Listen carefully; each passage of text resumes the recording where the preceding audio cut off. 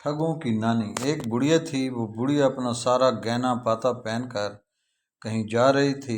गहना क्या था, यानी कानों में झुमके थे, बाहों में कंगन थे और गले में हार था, मगर ये सारे जेवर थे सोने के। बेचारी बुढ़िया के पीछे दो ठग लग गए। दोनों बड़े चालबाज, मक्कार और अय्यार थे। दोनों आपस में गहरे दोस्त थे। दोनों चाहते थे कि बुढ़िया से सारे का सारा जेवर हथिया लें, लेकिन बुढ़िया ने भी अपने बाल धूप में सफ़ेद नहीं किए थे। वो ठग तो ठग थे ही, ये बुढ़िया उनकी भी नानी थी। एक ठग ने आगे बढ़कर अलैक सलैक के बाद पूछा कि बड़ी अम्मा कहाँ जा रही हो? बेटा, शहर जा रही हूँ, बुढ़िया ने जवाब दिया। फिर तो खूब साथ हुआ, बड़ी अम्मा हम भी तो शहर ही जा रहे हैं, दूसरा ठग बोला। हाँ बेटा, अच्छा हो गया, बुढ़िया ने कहा। थोड़ी दूर चलने के बाद एक ठग बोला, बड़ी अम्मा कोई कहानी सुनाओ जिससे सफ़र की थकान मालूम न हो और वक्त भी जल्द कट जाए। बेटा, मैं भला कौन सी कहानी सुनाऊं, तुम ही कुछ कहो, हम सुनाएं।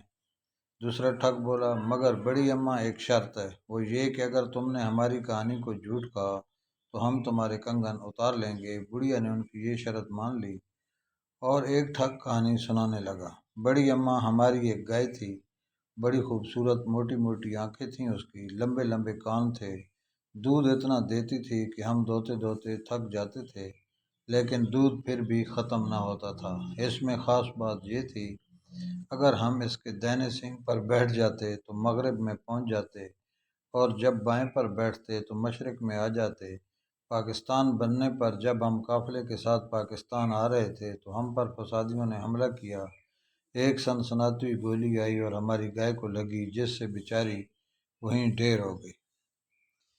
बड़ा अफसोस हुआ, बुढ़िया ने अफसोस जाहिर करते हुए कहा। बड़ी अम्मा, अब तुम कुछ सुनाओ। ठग ने तीर निशाने पर न लगते देखकर कहा।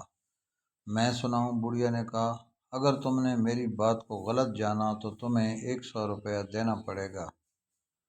ठगों ने कहा, हमें मंजूर है। तो फिर सुनो बेटो, जब मेरी शादी हुई तो मेरे वालिद ने एक बैल भी मुझे जहेज में दिया।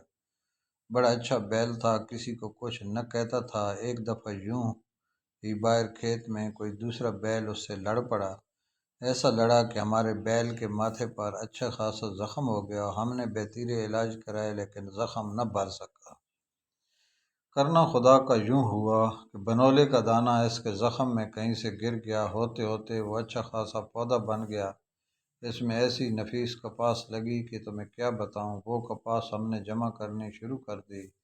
इतनी कपास जमा हो गई कि अब घर में जगह न रही। घर घर हमारे बैल के चर्चे होने लगे। बड़ी बड़ी दूर से लोग इस अनोखे बैल को देखने के लिए आते, इसकी कपास को देखते और तारीफ़ों के पुल बांधते। अब हमारे पास इतनी ज़्यादा कपास हो गई कि संभालना मुश्किल हो गया। हमने उसे बेलवा कर काटना शुरू किया और उसका कपड़ा लत्ता बनाने लगे। कई किस्म के कपड़े बनवाए, जिनमें खेस भी थे। इन खेसों में से 2 खेस कहीं चोरी हो गए। बेटा, खुदा झूठ न बुलवाए, ये खेस जो तुम ओढ़े हुए हो वही हैं जो चोरी हुए थे। मेहरबानी करके ये खेस उतार दो। दोनों ठगों ने अपने खेस बुढ़िया को दे दी और करते भी क्या, शर्त जो थी मजबूर थे। हाँ तो बेटा, बुढ़िया ने फिर कहानी का सिलसिला शुरू किया। हमने इस कपास में से मलमल के थान बनवाए। मलमल के थानों में से एक थान गुम हो गया। ये जो तुम्हारी पगड़ियाँ हैं इसी थान की हैं, ये भी उतार दो। उन्होंने पगड़ियाँ भी उतार दी। न उतारते तो शर्त के मुताबिक 100 रुपये देते। अब शहर नज़दीक ही था। एक ठग बोला, बड़ी अम्मा भूख लग रही है। अच्छा बेटा, शहर आया ही समझो, मुझे अपने कंगन बेचने हैं। कंगन बेच लें तो फिर आराम से किसी जगह पर बैठकर खाना खाएंगे। वो खामोश हो गए और सोचने लगे कि बुढ़िया कंगन बेच ले, फिर कोई दाव पेच चलाएंगे। वो बुढ़िया के साथ चलते हुए अपनी दिमागी सड़कों पर तदबीरों के घोड़े दौड़ाने लगे। अब वो शहर में पहुंच गए थे। हर तरफ खूब चहल पहल थी। खोए से खोआ छिलता था। बुढ़िया ने अपने कंगन उतार लिए और उनसे कहने लगी, बेटा, सुनार की दुकान आ गई है, तुम यहाँ बैठो, मैं अपने कंगन बेच। वो सुनार की दुकान के करीब ही बैठ गए और बुढ़िया सुनार की दुकान पर पहुंच गई। क्या चाहिए अम्मा तुम्हें? सुनार ने पूछा। मैं अपने 2 नौकर बेचना चाहती हूँ, वो सामने बैठे हैं। नौकरों की तो हमें बहुत ज़रूरत है, सुनार ने कहा। بولو اماں کیا قیمت ہے ان دونوں کی؟ 300 روپے، بڑھیا نے کہا، اور بات 200 روپے پر طے ہو گئی۔ میں نوکروں سے پوچھ لوں کہ ان میں سے ایک بکنا چاہتا ہے یا دونوں؟ بڑھیا نے کہا، اور پھر بلند آواز سے پوچھنے لگی، بیٹا ایک بیچوں یا دونوں؟ ادھر سے جواب ملا، اماں دونوں بیچ دے، ایک کو کہاں رکھے گی؟ بڑھیا نے 200 روپے میں دونوں ٹھگوں کو سونار کے ہاتھ بھیج دیا اور ان کے پاس آ کر کہنے لگی، بیٹا تم یہیں بیٹھو، میں تمہارے لیے کھانا لے کر آتی ہوں، کچھ مٹھائی بھی لیتی ہے نا اماں؟ دونوں نے کہا، اور بڑھیا اچھی بات کہہ کر 9 2 11 ہو گئی۔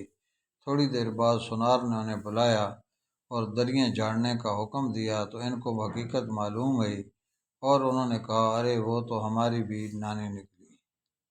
دوستو اگر میری ویڈیو پسند آئی ہو تو اسے لائک کریں اور میرے چینل کو سبسکرائب کریں۔ شکریہ۔ طالب دعا حمد